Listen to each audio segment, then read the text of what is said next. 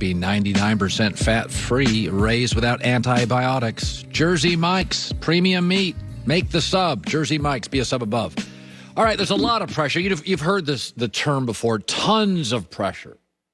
Tons of pressure on people.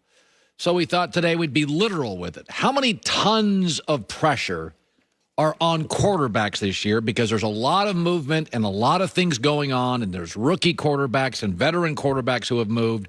1 ton being the least pressure, 5 tons being the most. How many tons of pressure on Carson Wentz?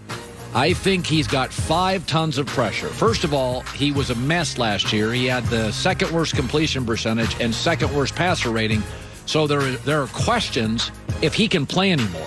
Lost his confidence. There are stories he wasn't good in the locker room. He has to prove himself as an athlete, prove himself physically, prove himself mentally, collaboratively. Is he a good guy? There's a lot of talk out there. I think there's a ton of pressure also. This team won last year. This team's ready to compete for a Super Bowl. There's no time to mess around. They're paying him a ton of money. The Colts don't spend freely. 5 tons. How many tons of pressure are on Dak Prescott? Very little, 2 tons. First of all, he's got his money, and he leads the NFL in pass yards per game over the last 2 years. He's not going to have to carry the offense. They've got excellent wide receivers. CeeDee Lamb, Michael Gallup, Amari Cooper. Zeke, by the way, is reportedly grinding in the workout room. I don't think he has to carry the team. I think the defense will be better. And I think if he goes 9-8, they'll just be darn happy to have him back. And that in the NFC will get you close to a playoff. How about Sam Darnold? I think about 4 tons of pressure. Okay, so first of all, they're not going to give him a lot of time. He doesn't have a long contract here, right? He doesn't have a lot of time. And this is actually, they've got some players offensively. Christian McCaffrey can play. Chuba Hubbard drafted. So you have 2 dynamic running backs. DJ Moore's a good receiver. Robbie Anderson, a deep threat. He played with in New York. There's good players here. Now, they may not win games. That's not the thing with them. They could go 8-9, but if this offense is dynamic, and it wasn't with Teddy Bridgewater, then he's fine. The pressure is for Sam to cut down on the turnovers, not necessarily just win all these games. They're still in rebuilding mode. But can he make them a dynamic offense? He has all the pieces now. Trevor Lawrence. Very little, 2 tons of pressure. Rookie head coach. Listen, they've been to 1 playoff in 13 years. If they're fun and they're a dynamic offense and win 5 games, everybody's going to be happy. He's got a long leash here. Nobody's going to judge him week 1. It's also a very casual NFL market. It's more of a college football market than a pro market. There's not a ton of media pressure here. How many tons of pressure are on Baker Mayfield? I would say 4. I think we've come to the conclusion that he's not Patrick Mahomes and Josh Allen or Justin Herbert as an athlete or Lamar Jackson. But I do think they have the best offensive line and best running game. I do think they have the right coach and GM. And the truth is, in the last 3 years, he has the second most turnovers in the league. There is a sense now that Baker can only screw it up. This team's going to make the playoffs. They've got an excellent offensive line and running game. The pressure is on Baker to be composed against the Baltimores, the Pittsburgh in big rivalry games. So there's real pressure. By the way, if he plays poorly, he didn't get a long contract. How about Jimmy Garoppolo? I would say 2 tons of pressure, not a ton. He's not the future of the team. They drafted a quarterback, Trey Lance, with a number 3 spot. And there's no pressure on staying healthy. I mean, you get hurt or you don't. So, I mean, I think the pressure with him is, I mean, we know he's going to win if he's healthy. He has there. I think the pressure for him is, hey, I got to stay healthy. I've got to win some games because I'm not going to be here forever. And I want good teams and good rosters to trade for me or buy for me in the near future. How many tons of pressure on Tua Tagovailoa? I would say 5, but I'll say 4 because I think they're good enough to win games with him being okay on a lot of Sundays. Their defense and special teams are great. He doesn't have to throw for 300 yards a game, but they did get him Will Fuller. They have addressed the offensive line. He did go 6-3 as a starter last year, so let's not go crazy. That's why I have them making the playoffs. He does not have to carry them. What he can't be is overwhelmed, and there is pressure in that division, which has some really good defenses. How much is on Lamar Jackson? Not much. I'll say 2.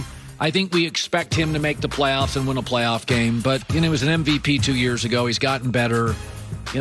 Most of the pressure is, hey, can he win more than 1 playoff game? That's not the end of the world. How many tons of pressure are on Ben Roethlisberger?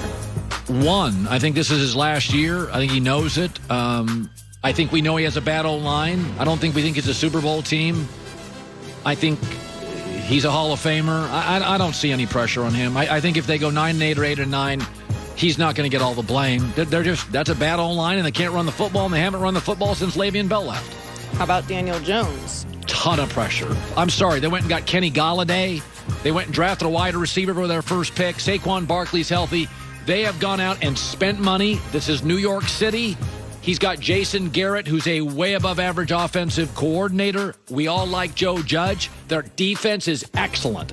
If they don't win, it's not because of the defense, and it's not because of the coach, and it's not because they don't have weapons.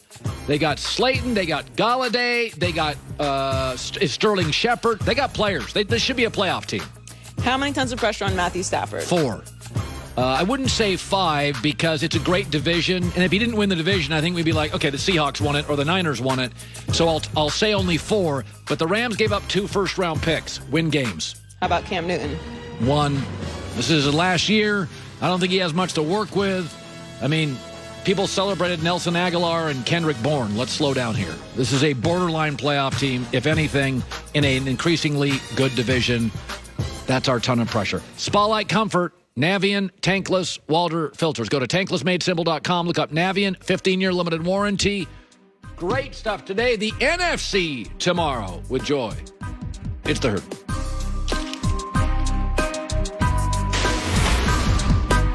Was he on that team? Yeah. Oh, yeah. Jason was on that team? Yeah. He gave me Remember the that was tell before the snap. I would move my hand when I did like hard cadences, and he had his head so close to the ground. He was jumping our snap count in training camp. And I was like, dude, what's the deal? And he said, I'll tell you after training camp because I need some more sacks. And he finally told me I would only move my hand on the fake ones, but I wouldn't move my hand at all on a real snap. And so he could see that from under everybody's. It was crazy. I'm like, what a wily old vet. That is a wily old vet. You will love that. All right, so Giannis is going to go at it with Phoenix tonight. Like many other teams, they tried to block him off the rim and keep him from attacking the hoop. Not working very well, at least not in the last game. And Giannis says he's amused by the way that teams try to slow him down. There's a team that's building a wall of 3 people and 2 guys behind or whatever the case might be and trying to stop you. And now you have to not take it personal and make the right play, find the right guy. I feel like I did that better since 2 years ago, which is funny that there's a defense out there called the Giannis Wall. It's funny to me, you know? It's needed. You need a wall for Giannis. He's one of only 4 players to score at least 100 points in their first 3 final games. Rick Barry, Allen Iverson, and Shaq.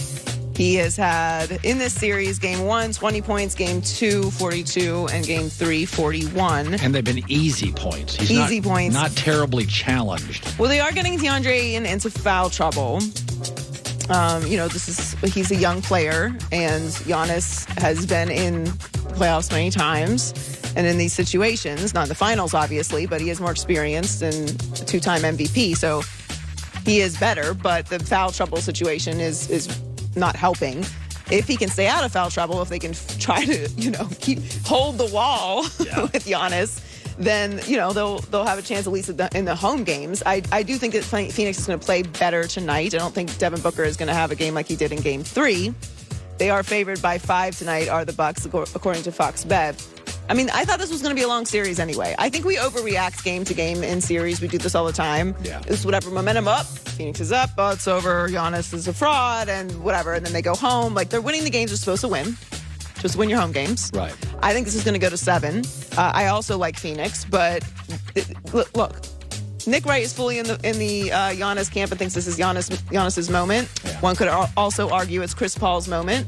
Either way, as fans, we're getting an incredible series, and it's going to be a great story at the end of it. Yep. And I would love to see Giannis win this championship because it would validate everything that he has in his career so far. We know he's an incredible player. We know he's an incredible regular season player and has an amazing story.